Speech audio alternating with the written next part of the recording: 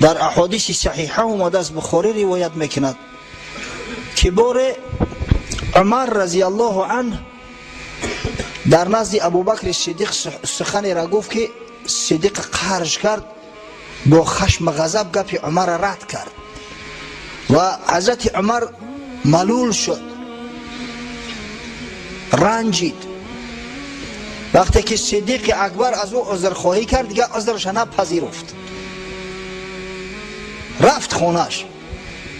حضرت ابوبکر هم از اینکه یک برادر اسلامی از او رنجیده است، خاصتا شخص مثل حضرت عمر خجالت زده شد، نزد رسول الله صلی الله علیه و سلم تشریف آورد. حضرت گفت یا رسول الله این همی خیلی واقعه شد بین ما و بین عمر و برادر ما عمر از ما رنجید. پیغمبر خدا صلی الله علیه و سلم بسیار غضب کرد.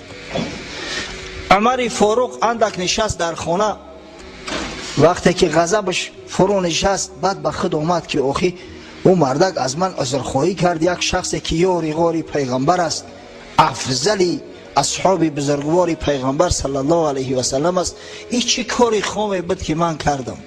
از همین خاطر از قفا آمد حجره صدیق که نیست، آمد نزد رسول الله صلی الله علیه و سلم. حضرت در مسجد شیشته است، در پهلوش ابوبکر صدیق و دیگر اصحاب. وقتی آمد بر رسول الله صلی الله علیه و سلم سلام گفت، حضرت از شدت خشم و غضب روش دیگر طرف گرداند، سلام عمر را پاسخ نگفت. وقتی که ابوبکر صدیق حال دید آمد در نزد حضرت به زانو ایستاد، گفت یا رسول الله قسم به خدا گناه از من سر زد، گناهگار و مجرم من هستم، عیب از عمر نشده است. دو سه بار همین گپ تکرار کرد. بعد حضرت صلی الله علیه و سلم به تمام اصحاب مراجعت کرد، گفت ان الله عز وجل بعثنی الیکم، خداوند متعال مرا در میان شما با پیغمبری برگزید، بین شما ارسال کرد.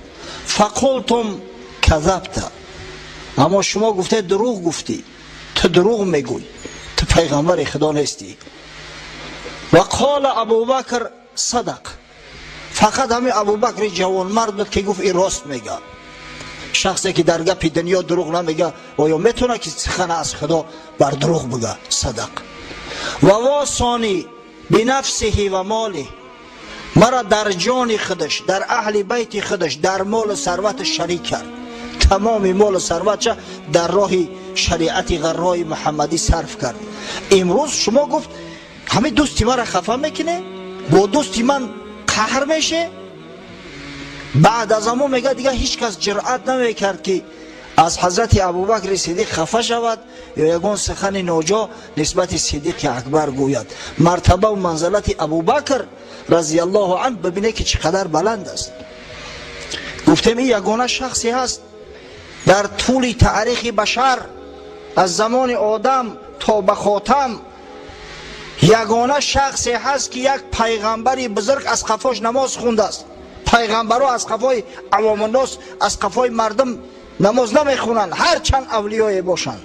یگانه شخص استثنایی در تاریخ که یک پیغمبری بزرگ و چی پیغمبر حبیب خدا محمد صلی الله علیه و سلم از قفاش نماز گزاریده است، صدیق اکبر است.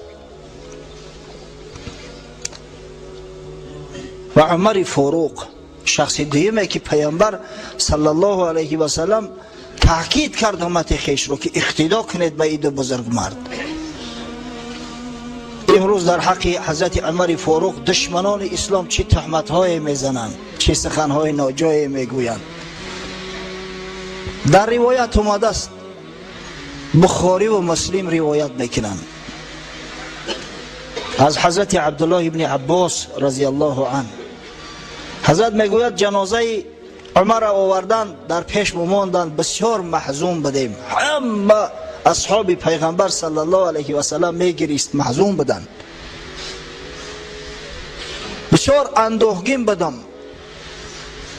ناخوش میگه یک کس از قفا آمد، دستی مبارکش در کتفم گذاشت، دستش صداش برآمد رحمک الله، خداوند رحمتت کنه یا عمر، رحمک الله. این کنت لارجو ان یجعلک الله مع صاحبیک، من گفت از خدا امید دارم که خداوند ترا همراه در رفیقت، همراه رسول الله صلی الله علیه و سلم و حضرت ابوبکر همراه میکنه، یک جای محشورتان میکنه، در یک جا خواهید بود. لانی کثیرا مما كنت اسمع رسول الله صلی الله علیه و سلم یقول كنت و ابو بکر و عمر و فعلت و ابو بکر و عمر و انطلقت و ابو بکر و عمر. زیرا من گفت از پیغمبر خدا صلی الله علیه و سلم زیاد شنیدم که حضرت می گفت من و ابو بکر عمر بدیم، ما و ابو بکر عمر فلان کار کردیم، ما و ابو بکر عمر به فلان جا رفتیم. یعنی همیشه ابو بکر عمر رسول الله صلی الله علیه و سلم همراه خیش ذکر میکرد. فإن كنت لأرجو ان یجعلک الله معهما، از این خاطر من از خدا امید دارم که خداوند فردا روز قیامت ترا همراه رفیقات برمیخیزاند، همراه رفیقات در یک جا میکند. حضرت عبدالله ابن عباس میگه گشتم نگاه کردم با تعجب کی باشد، نگاه کردم میگه حضرت علی کرم الله وجهه. توصیف و وصف حضرت علی در حق حضرت عمر میکند. امروز کسایی که محبت علی گفته جار میزنن، داد و فغان از محبت علی میزنن، نوجوان مردان رفتار و اخلاق علی را ترک کردیان. نعوذ بالله ابوبکر صدیق عمر فاروق حکم به کفر میکنن. فراموش میکنن که کسی یک مسلمان عادی را چی برسه به این بزرگ مردای مثل ابوبکر صدیق حضرت عمر حکم به کفر کرد، خودش کافر میشه. پس او کسایی که حکم میکنن خودشو کافر هستند نزد خدا و نزد رسول الله صلی الله علیه و سلم و نزد جماعه مسلمانان، به یقین بدونن. حضرت شیخ عطار یک نظم دارد در منطقه طیر: ای کلاف از عقل از لب میزنی، پس چرا دم در تعصب میزنی؟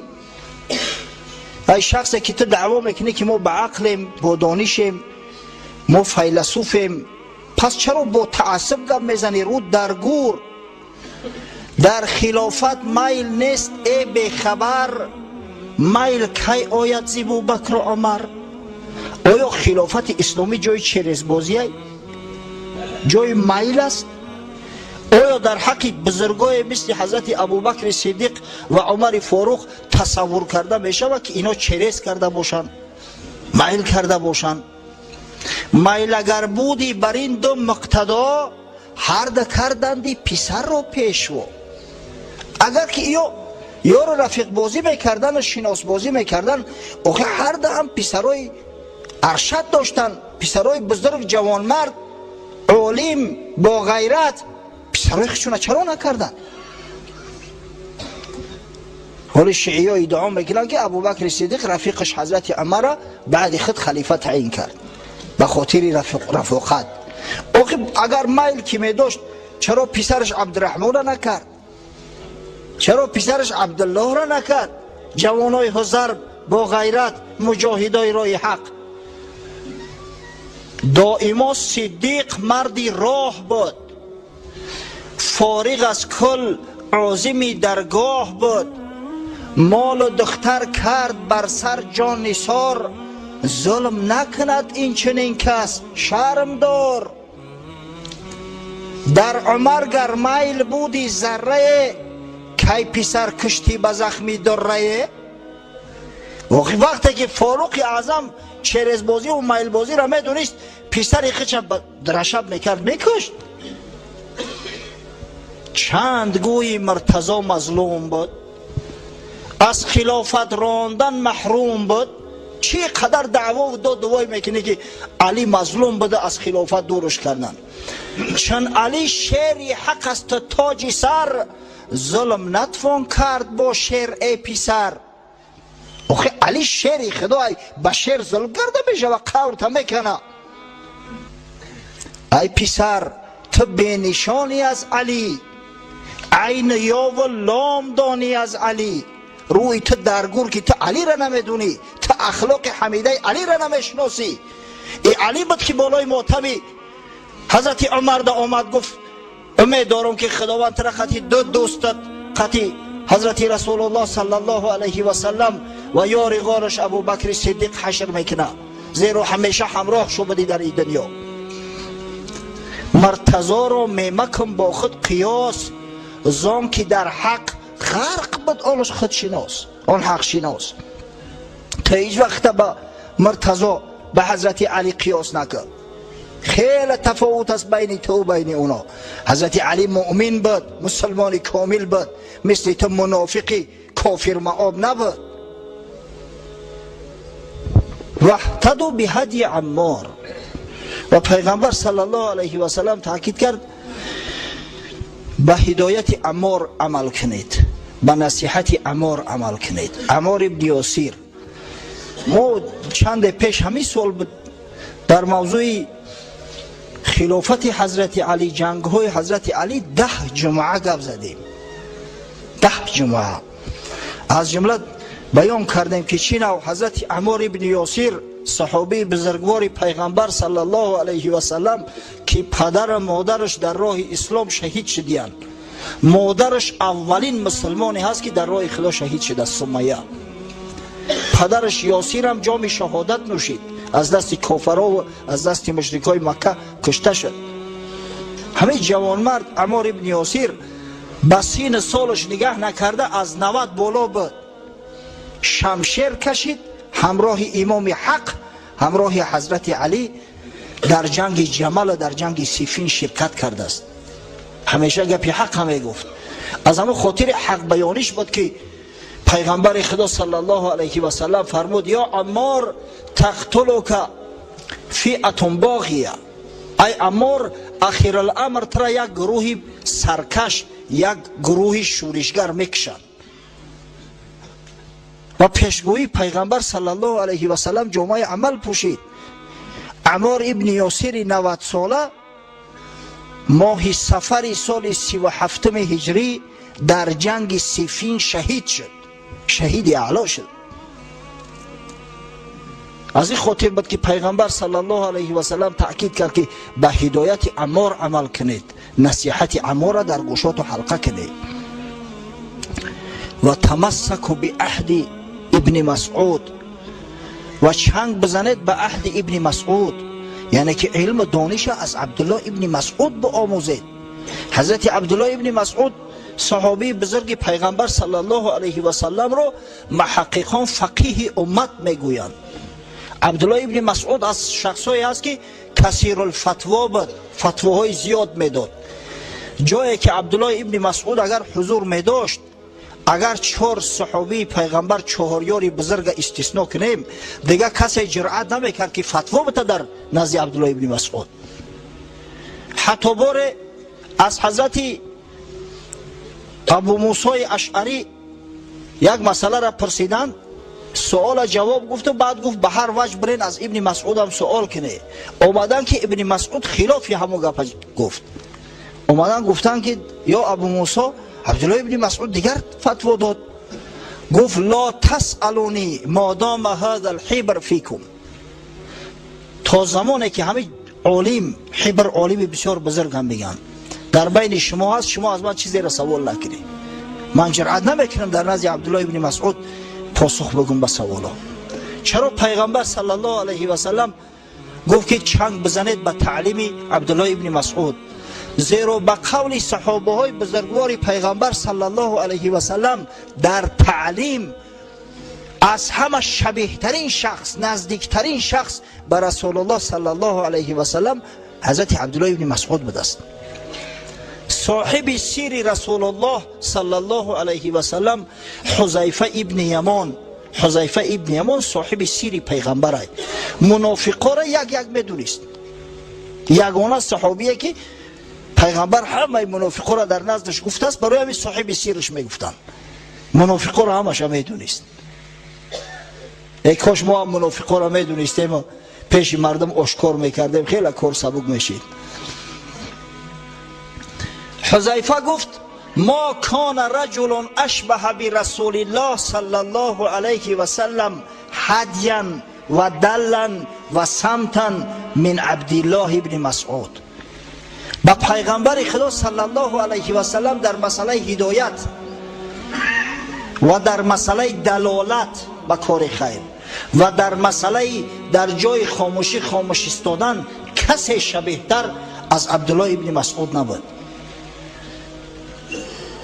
ما احناف افتخار میکنیم امروز که فقه حنفی قوی ترین فقه در روی دنیا است. الحمدلله. وقتی که علمای مستشرق غربی ها فقه حنفی را میخونن در تعجب میغلطن. حتی بعضی ابلهاش میگن که هیچ امکان نداره که مردم بدوی، مردمی که در بیابان زندگی میکردن تمدن ندیدین، توانند که چنین یک فقه را، یک مجموع قانون ها را صادر کنند. از این خاطر دعوا میکنند که گویا حضرت امام اعظم ابو حنیفه همون فقه خودش از کتب رومی ها گرفته باشد، از علم قدیم، از مجموع قانون های رومی قدیم. از جمله یک مستشرق ابله با نام شیلدن ایموس انگلیس است، همین دعوا را کرده است. ببینه فراموش میکنن که آقای فقه امام اعظم ابو حنیفه در بالا یک زیربنای مستحکم وضع کرده شده است که الهی توبه. حضرت عمر در زمان خلافتش عبدالله ابن مسعود رضی الله عنه رو به شهر نو بنیاد شده کوفه فرستاد برای تعلیم مردم. کوفه، شهر کوفه در زمان خلافت حضرت عمر ساخته شد و اولین مفتی کوفه حضرت عبدالله ابن مسعود بود. آمد در کوفه چنان علم براه گذاشت، شاگردها تربیه کرد، چنان آبادان کرد کوفه را که بعد حضرت عبدالله ابن مسعود کوفه مرکزی علم اسلامی گشت در تمام جهت ها، هم در علم فقه، هم در علم تفسیر، هم در علم حدیث. ببینید اصلا اکثر صحابه ها در مدینه بودن، در مکه بودن، در شام زیاد بودن، اما ببینید با سعی تلاش حضرت عبدالله ابن مسعود مرکز علم دانش شد کوفه. وقتی که حضرت علی مرکز خلافت شهر کوفه را اختیار کرد، اومد دید هوسش کرد. اینقدر عالمی که در کوفه است، اینقدر متعلمی که در کوفه است. گفت رحم الله عز وجل ابن ام عبد قد ملأ هذه القرية علما. رحمت خدا باد میگه بر عبدالله ابن مسعود. پیغمبر خدا عبدالله ابن مسعود ابن ام عبد میگفت عادتا، پسری مادری عبدالله، پسری مادری بنده. همین خیلی حزل ها داشت حضرت. بچه اوچه عبدالله ابن مسعود، خیلی عبدالله ابن مسعود خود چه به حزل میگفت که ابن ام عبد، ای پسری مادری عبدالله ایجا بیو. عبدالله اش نمیگفت، بچه اوچه عبدالله میگفت. این یکی از همون شوخی های پیغمبر صلی الله علیه و سلم است. یک اعرابی نزدش میآید میگه یا رسول الله راهم دور است، شترم در راه تلف شد، بار دارم او را در پشتوره گرفته بردن نمیتونم، یک شتر بتیم از همون مالی زکات تا اینکه مال ما بدازم اما بارو به منزل برسم. حضرت گفت یک پسر شتر بتینش، یک بچه شترش بتین. گفت یا رسول الله بچه شتر در سر میزنم، بچه شتر بار ما بره، خود ما بره، یا شتری کلانم بده دا بارو ما ببرم. گفت ای جاهل، اوغم همون شتر بچه شتر نیست، شتر فیل نمیزویه کو، شتر میزویه.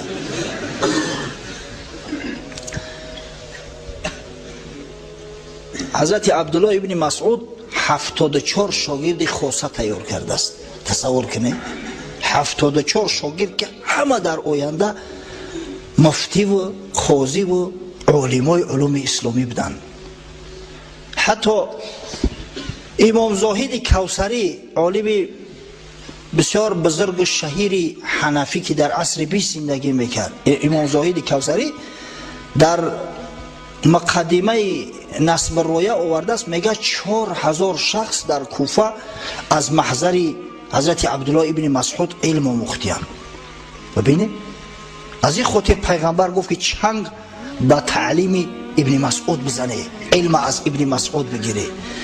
حضرت علی باره به افتخار گفت که اصحاب ابن مسعود سروج هذه الامه، اصحاب ابن مسعود، شاگردان ابن مسعود چراغ‌های این امت هستند. شاگرداش کی بودن؟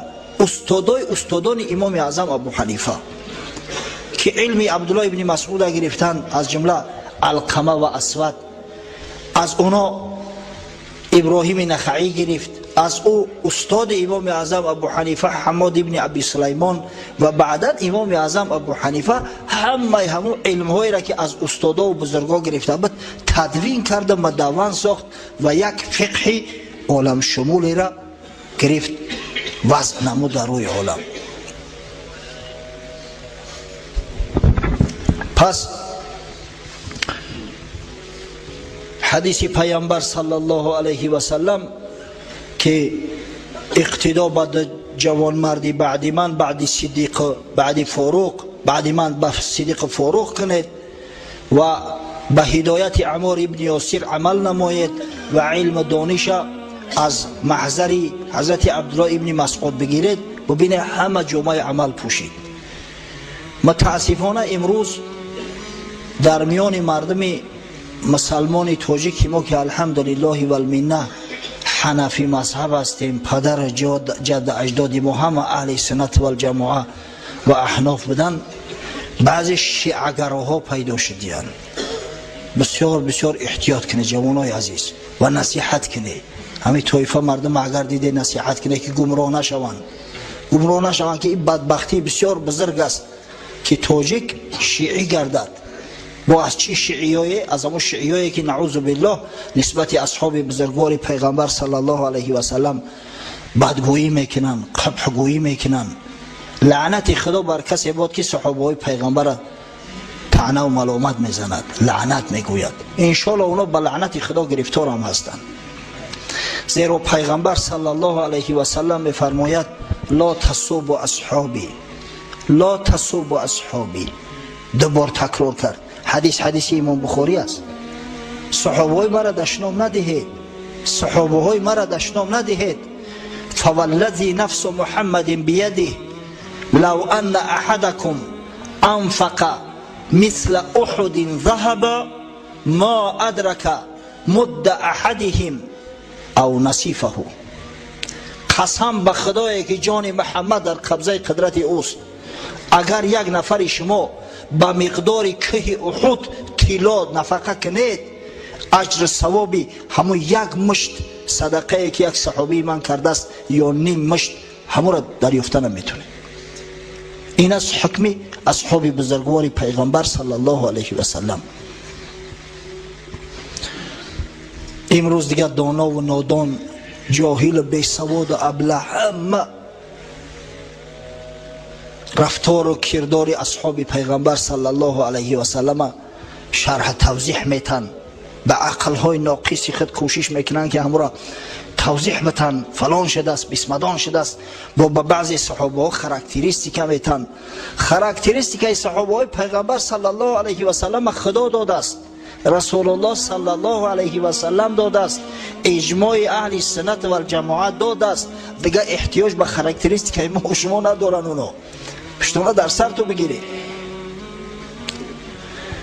سعید عالم بخواست از کردگار، گفت کار امتم بر من گذار. تا نیابد اطلاع هیچ کس، بر گناه امت من یک نفس. پیغمبر خدا صلی الله علیه و سلم بار طرف خدا التجا کرد، گفت یا الله بزرگ، همه کار امت اختیارش در دستی من بگذار حساب شم. برای که فردا روز قیامت وقتی محاسبه میشوند گناهاشو آشکار شود، در پیش دیگر ملت ها اینا شرمنده میشوند. من خودم پنهان بدارم گناه امت ما محبور البته در نظر دارم. حق تعالی گفت ای صدری کبار گر ببینی آن گناهی بیشمار، تو نداری تاب آن حیران شوی. شرم داری و از میان پنهان شوی. حضرت خداوندی گفت یا محمد صلی الله علیه و سلم، اگر تو او گناه های او کسایی را که دعوای امتی تو میکنن اگر ببینی خجالت میکشی، از رنگشو بیزار میشی. هستن کسایی که مش بر سینه میزنن لا اله الا الله محمد رسول الله، در صورت کار میکنه که خدا را از او بیزار است، پیغمبر خدا را از او بیزار است. تو نداری تاب آن حیران شوی. شرم داری و از میان پنهان شوی.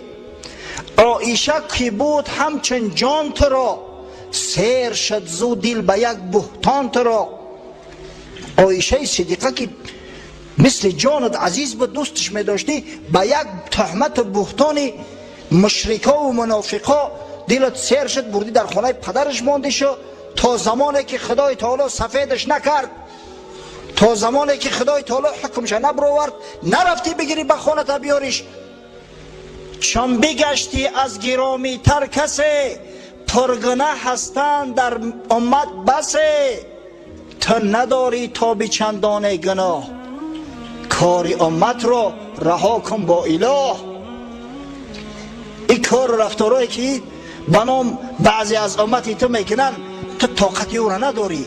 از همین خاطر کار امت به الله حواله کن. انشاءالله او کسایش که امت حقیقی هستن و مسلمان حقیقی هستن، خداوند بزرگ ارحم الراحمین است، گناهاشون عفو میکنه، پیش تو آشکار نمیکنه. کار امت چنه کار مصطفی است، کی شود این کار از گفتی تو راست. وقتی که کار امت اسلامی کار محمد صلی الله علیه و سلم که نباشد، ای گپ از کاری تو کی کاری امت راست میشود؟ چی عقل که میکنی؟ یا قدم در صدق نه صدیقوار، یا که چون فاروق کن عدل اختیار، یا چه عثمان پر حیا و حلم باش، یا چه حیدر بحر جود و علم باش. از تعصب این جهولی می مکن، از روی تعصب احمقی دست به جهل نزن. از تعصب این جهولی می مکن، و سری خود این فضولی می مکن. از همین خاطر او قومی را، او گروه را، دوستای محمد صلی الله علیه و سلم و صحابگان بزرگوارش و انصاریای او را که دین خدای تعالی را قوت بخشیدن، علاکه خاراکتریستیک اونا را خدا داد. محمد رسول الله والذین معه رضی الله عنهم و رضوا عنه. خداوند از اونا رضاگی خویش داد است در قرآن، و اونا هم از خدا و از حکم خدا راضی هستند، از این اسلام عزیز راضی هستند. پس هیچ که حق نداره که بنی خویش بخلانه در این کار، از پیش خود به جهل، به تعصب، به نادانی سخنهای فچ بی‌مزه را گوید. در این مسئله بسیار احتیاط کنید. خب اکنون میگذریم به حکم حدیث های ضعیف.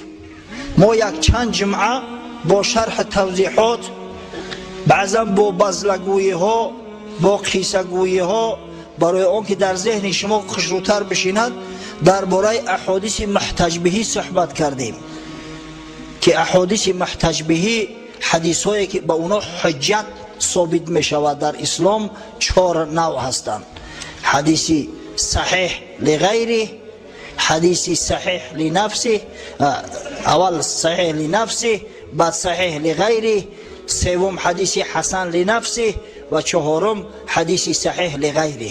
همین 4 طایفه حدیث، اینا حدیث های محتج بهی هستند، حجت هم در اسلام، با اینا حکم ثابت می شود. اکنون انشاءالله شروع میکنیم به احادیث ضعیف. حدیث ضعیف چی را میگویند؟ انواع حدیث ضعیف. حدیث های ضعیف به چند نوع تقسیم میشوند. گوش کنید انشاءالله. خیلی هم اجر ثواب حاصل میکنید، هم علم که بسیار مهم هم هست. متاسفانه در سرزمین ما مسئله علم حدیث بسیار ضعیف بود، بسیار آهسته می رفت. محدثا کم اندر کم یافت می شدند. علم فقه الحمدلله به درجه باید شاید تعلیم می شد، علم تفسیر به درجه باید شاید تعلیم می شد، حتی تاریخ هم به یک حد تعلیم می شد. اما در این مسئله علم حدیث بسیار سست بودیم.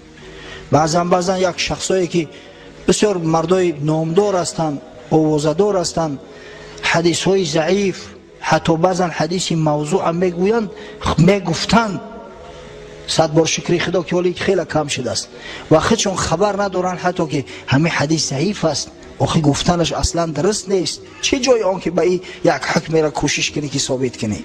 از همین خاطر گوش به اندازه انشالله خیلی اجر ثواب میگیرید. یک روز یک برادر زنگ زد تلفنی، گفت در اینجا جنجال داریم قطعی یک ملا یک سوال داد، عجیب یک سوال آسانه، نمیدونم اون ملای او چی درد داشته است، علم نداشته است. چنان یک جواب گفته است که قسم به خدا آدم خندش میگیره. بعد گفت که من 2 سال شد مسجد شما میرم، اگر گفتم تا 2 سال مسجد ما رفته باشی تا همون ملا در خودت ملایی گپی او را چی گوش میکنی؟ اوکی عمل کردم بگی.